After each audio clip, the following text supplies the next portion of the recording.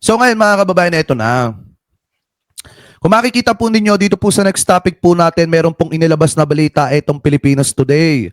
At ayon po sa kanila mga kababayan, ito daw pong si House Majority Leader Sandro Marcos mga kababayan, Congressman Sandro Marcos, binansagan daw po na pork barrel king. Yan po yung sabi dyan ha. Ayon po sa kanila yan. So sabi dito, binansagan si House Majority Leader Sandro Marcos bilang pork barrel king. Sa latest report ng Philippine Center for Investigative Journalists o itong PCIJ, matapos tumanggap umano ng pinakamalaking allocable funds sa Kamara de Representantes simula 2023 hanggang 2025. So kung titingnan nyo mga kababayan, ito nga po yung paulit-ulit kong sinasabi. Nung panahon na si Duterte ang nasa kapangyarihan at nakakuha si Paulo Duterte nung umabot ng 51 billion pesos, wala po silang sinabing ganito. Diba?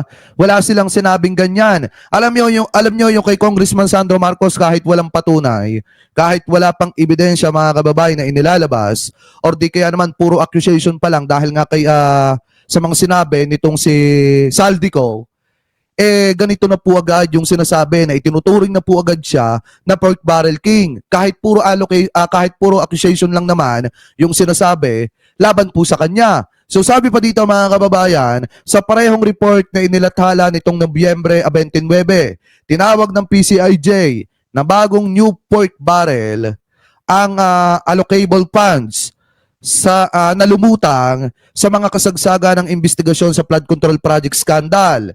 At yan po mga kababayan, kung babasahin po natin sa quote-in-quote, sinasabi po dito na ganito, PCIJ, 15.8 billion kay Representative Sandro Marcos, pinakamalaking allocable funds mga kababayan. At kaya po siya tinuturing na pork barrel king. Simula do 2023 hanggang 2025, ang panganay ni President Ferdinand Marcos Jr. na si House Majority Leader Sandro Marcos ang nakatanggap umano ng pinakamalaking bahagi ng allocable funds sa Kamara. Ayon sa report ng Philippine Center for Investigative Journalism mga kababayan. Pero kung titingnan nyo, wala pa namang inilalabas na mga ebidensya na magpapatunay na totoo po ito. Tapos ang masaklapan nito mga kababayan, di ba, gumagawa ng eksena, ito pong si Saldico idinadawit, ito pong si House Majority Leader, Congressman Sandro Marcos, sa mga ginawa po nila na pagnanakaw sa kaban ng bayan. Kaya nga kung titingnan po natin mga kababayan, kung may katotohanan, yung mga aligasyon na yan, laban po kay Congressman Sandro Marcos, bakit pa siya mag-aaksaya ng panahon na humarap sa ICI mga kababayan? Bakit pa siya mag-aaksaya ng panahon na sagutin yung mga ibinabatong paratang laban po sa kanya? Kaya nga minsan hindi nyo rin maintindihan itong PCIJ mga kababayan kung totoo ba ang sinasabi nila o hindi. Kasi maliwanag naman mga kababayan na sige, pagpalagay nga natin, totoo itong mga paratang nilang ito kay Congressman Sandro Marcos. Tingnan nyo naman yung kanyang nasasakupan distrito. Unlike dun sa distrito na nasasakupan ni Paulo Duterte na kahit pinaglaanan na ng 51 billion pesos, binabaha pa rin. Diba? Tingnan nyo kung gaano kaganda ang distrito na nasasakupan ni Congressman Sandro Marcos. Kita nyo kung gaano inalagaan at talagang pinaglaanan ng pondo yung mga proyekto doon. Samantalang dito mga kababayan, kay Congressman Paulo Duterte, nakakuha ng 51 billion pesos pero hindi alam kung saan napunta. Hindi alam kung ano po ang nangyari. Kaya nga kung titingnan po natin, bakit maglalakas ng loob pa etong si Congressman Sandro Marcos mga kababayan na magpaimbestiga dito po sa ICI. So ayon po dito sa News 5, ito po ay binasa natin mga kababayan sa live natin kahapon. Sabi po dito, breaking news, Representative Sandro Marcos, Representative Pulong Duterte at iba pa haharap sa ICI at nakatakdang humarap ang ilang kongresista bilang resource person sa Independent Commission on Infrastructure or ICI ngayong December 2 hanggang 5. Kabilang dito, sina House Majority Leader Sandro Marcos, Davao City 1st District Pulong Duterte, Benguet Representative Eric Yap, Laguna 4th District Representative Benji Agaraw, at Bulacan 1st District Representative Danny Domingo. dadalo rin ang mga opisyal at representative ng Land Bank of the Philippines, mga kababayan. So ngayon kung titingnan nyo, ang tanong dito, aattend ba si Paulo Duterte? Si Congressman Sandro Marcos, handang umattend yan. Diba? Handang harapin at handang magpaimbestiga para lang patunayan na wala po siyang kinalaman. Ang tanong, si Paulo Duterte, kaya bang gawin yon? Diba? Kaya bang magpaimbestiga ni Paulo Duterte? Kaya bang harapin ni Paulo Duterte yung mga aligasyon, yung mga matitinding aligasyon laban po sa kanya?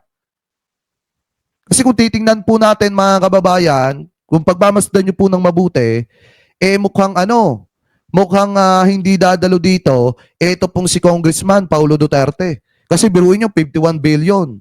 Hinahanap sa kanya, hindi maipaliwanag kung saan po dinala. Puro turo dito, turo doon. Diba? Pero kung tatanungin nyo kung saan talaga dinala, wala namang maisagot, hindi naman masabi kung saan bumagsak, mga kababayan, yung 51 billion na nakuha po niya sa panahon na presidente yung kanyang tatay. Ganyan po katindi ang korupsyon, mga kababayan, na nangyayari dyan po sa Davao City.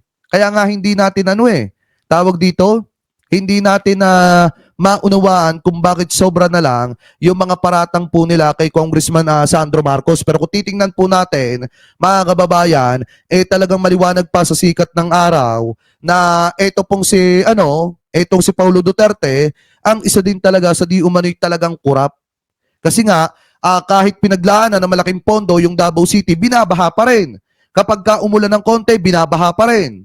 Kapag ka tinanong kung saan dinala yung pera, hindi maipaliwanag kung saan dinala. Unlike naman, mga kababayan, dito po kay Congressman Sandro Marcos na handang harapin lahat ng mga paratang na ibinabato po laban po sa kanya, mga kababayan. Handang sagutin lahat ng mga katanungan na gustong itanong ano po sa kanya, lalo na yung mga aligasyon ni Saldico dito po kay Congressman Sandro Marcos. Ang isa pa nga dyan, kung makikita ninyo, talagang pinag-iinita ng mga didiset, etong si Congressman Sandro Marcos. Bakit po natin nasabi? Dahil nga si Robin Padilla, dumating sa point na hinahamon niya na, eto pong si Congressman Sandro Marcos na magpaimbestiga dyan, mga kababayan, sa Senado, at sila daw yung gigisa dito po kay Congressman Sandro Marcos. Kaya nga dyan makikita nyo na literal na pinag-iinitan po nila ito pong si Majority Leader Sandro Marcos. Pero gaya nga ng sabi ko, mga kababayan, at paulit-ulit ko pong sinasabi sa inyo, ako naniniwala ako na talagang haharapin po yan at hindi naman po tatakbuhan yan ni Congressman Sandro Marcos dahil nga talagang alam naman po natin kapag kamalinis ang konsensya at hangarin ng isang tao, hindi po umaatras yan sa kahit na anong laban, mga kababayan, o kahit na anong hamon laban po sa kanya. Dahil ako, naniniwala ako, mga kababayan, in my personal opinion, na napaganda at natulungan ng matindi ni Congressman Sandro Marcos yung kanyang distrito. Talagang kita naman po natin kung gaano siya kasipag sa kanyang trabaho, mga kababayan, at kung gaano siya kadeterminado na natulungan at gampanan yung sinumpaan niyang tungkulin sa kanyang distrito, mga kababayan. Kaya para sa akin, since willing naman na magpaimbestiga, ito pong si Congressman Sandro Marcos dyan po sa ICI at saka sa Ombudsman, ako naniniwala ako na hanggat walang matibay na ebidensya laban po sa kanya, hindi po siya sangkot, mga kababayan, dyan po sa anomalya na yan. Ano po, so kayo, kung kayong tatanungin, mga kababayan, ano po masasabi ninyo? Hingil po dyan, naniniwala ba kayo, mga kababayan, na ito pong si Congressman Sandro Marcos, hindi po sangkot dito po sa maanomalyang flood control? Dahil alam naman po natin, mga kababayan, na bukod sa napalaki po siya ng maayos ng kanyang mga magulang, alam din naman natin, mga kababayan, na ang mga Marcoses talaga, yung totoong may malasakit para po sa mga kababayang Pilipino po natin. At hindi po gagawin ni Congressman Sandro Marcos, mga kababayan, na sumulat sa ICI para magpaimbestiga kung talagang guilty po siya. Tandaan po natin yan. At maliwanag din naman, mga kababayan, na ako, naniniwala din ako na ito pong si Congressman Sandro Marcos talagang walang itinatago dahil hindi siya katulad ni Saldico na pumunta ng ibang bansa, nagtago doon, at hindi siya katulad ni Bato de la Rosa na nagtatago na rin. Hinaharap po ni Congressman Sandro Marcos yung mga paratang po sa kanya. Kaya ako, malakas yung pananaw ko na wala po siyang kinalaman dito po sa maanumalyang flood control. So kayo, comment below na lamang po ha kung ano pa masasabi nyo hingil po sa topic na yan.